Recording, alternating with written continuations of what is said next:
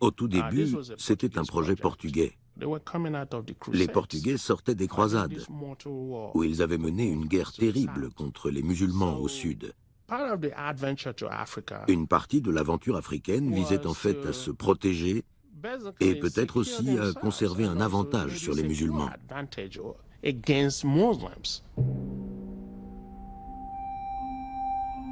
Lisbonne, première ville du Portugal et seule capitale européenne implantée sur la côte atlantique. À l'embouchure du Tage, le monument des découvertes évoque la nostalgie d'un temps où les Portugais se pensaient partout chez eux. Figés dans la pierre à 52 mètres au-dessus du fleuve, les héros du Portugal, pionniers de la conquête, dominent l'océan qui leur a apporté tant de prestige et de richesse. À leur tête, le prince Henri, dit Henri le Navigateur, architecte d'un projet périlleux, ouvrir par l'océan Atlantique une nouvelle route commerciale pour contourner les musulmans en Méditerranée et aller chercher l'or d'Afrique. Au XIVe siècle, les Portugais ont réussi à bouter les Arabes hors de leur territoire. Le royaume a maintenant les coudées franches pour partir à la conquête du monde. En lui promettant l'or et la puissance, Henri le Navigateur convainc toute sa noblesse de le suivre dans cette aventure. Henri le Navigateur, c'est le prince héritier. À sa façon, oui, cette figure mythique qui est ce grand prince chrétien portugais qu'on a présenté comme étant quelqu'un de très dévot. Au départ, il est à la tête d'une bande de rasieurs, des pirates qui font des captifs. Pour braver l'Atlantique, cet océan sur lequel aucun marin européen n'avait osé s'aventurer, le prince Henri dispose d'un engin révolutionnaire. Les caravelles, voiliers à haut bord capables d'affronter les tempêtes en haute mer.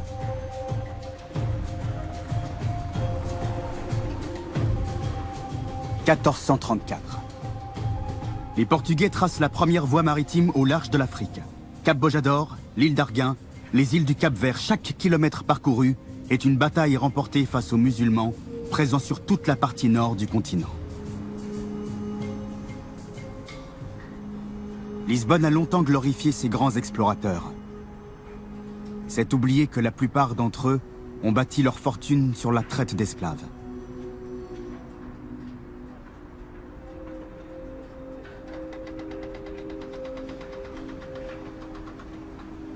Aujourd'hui, Lisbonne fait peau neuve. Après le monument des découvertes, les travaux de rénovation se sont étendus au quartier de l'Alfama. Au fur et à mesure du chantier, les richesses de la première ville-monde remontent à la surface. Par hasard, les ouvriers déterrent les fondations de l'ancien port de commerce. En un siècle, Lisbonne est devenue la plus riche capitale d'Europe, loin devant Paris, Londres ou Amsterdam. Vases de Chine, poteries d'Indonésie, verreries de Macao, au milieu des débris de porcelaine venus du monde entier, le squelette d'une femme. Les premiers tests ADN ont révélé qu'il s'agissait d'une captive africaine enterrée là, sans sépulture, anonyme.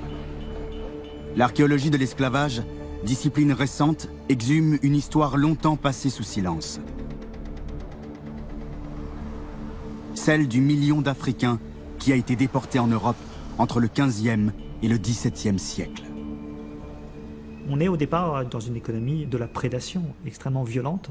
Les Portugais descendent de leurs navires et, armes à la main ou armes au poing, se lancent derrière les populations qui vivent sur ces littoraux africains, au départ sur la côte de Mauritanie, ensuite du Sénégal, qui sont des populations de pêcheurs, de pauvres. Et donc on les capture au filet, on en capture des dizaines, et ensuite on les embarque à bord de ces navires pour les transporter en Europe. 1444. Entre le Maroc et la Mauritanie, les mercenaires du prince Henri enlèvent des civils désarmés. Déportés vers le Portugal, ces premiers captifs sont déchargés dans le premier port sur le chemin du retour, Lagos.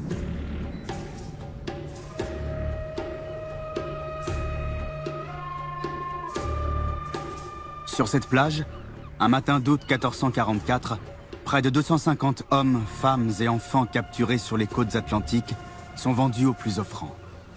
Cette vente est un événement, le premier butin ramené au pays par les conquistadors. Ils partaient chercher l'or, faute de mieux, ils reviennent avec des esclaves. Tout le Portugal en parle, au point que le chroniqueur officiel de la cour, Gomes Eanes de Zurara, fait le déplacement en personne. Le lendemain, qui était le 8 août, très tôt le matin à cause de la chaleur, les équipages commencèrent à préparer les canots et à y mettre les captifs pour les conduire là où il avait été ordonné. Les uns baissaient la tête et leurs visages se baignaient de larmes lorsqu'ils se regardaient les uns les autres. D'autres gémissaient, douloureusement, levaient les yeux vers le ciel et y fixaient leur regard, et criaient, à pleine voix, comme s'ils imploraient le secours du Père de la nature. D'autres se frappaient le front de leurs mains. D'autres poussaient des lamentations à la manière d'un chant selon l'usage de leur pays. Et bien que les mots de leur langage ne puissent être compris des nôtres, ils révélaient bien le degré de leur tristesse. Mais pour que la douleur s'accrût encore, survinrent bientôt ceux qui étaient chargés du partage. Et ils se mirent à les séparer, les uns des autres, pour que les parts fussent égales, de telle sorte qu'il était nécessaire de séparer les enfants de leurs parents, et les femmes de leurs maris, et les frères de leurs frères.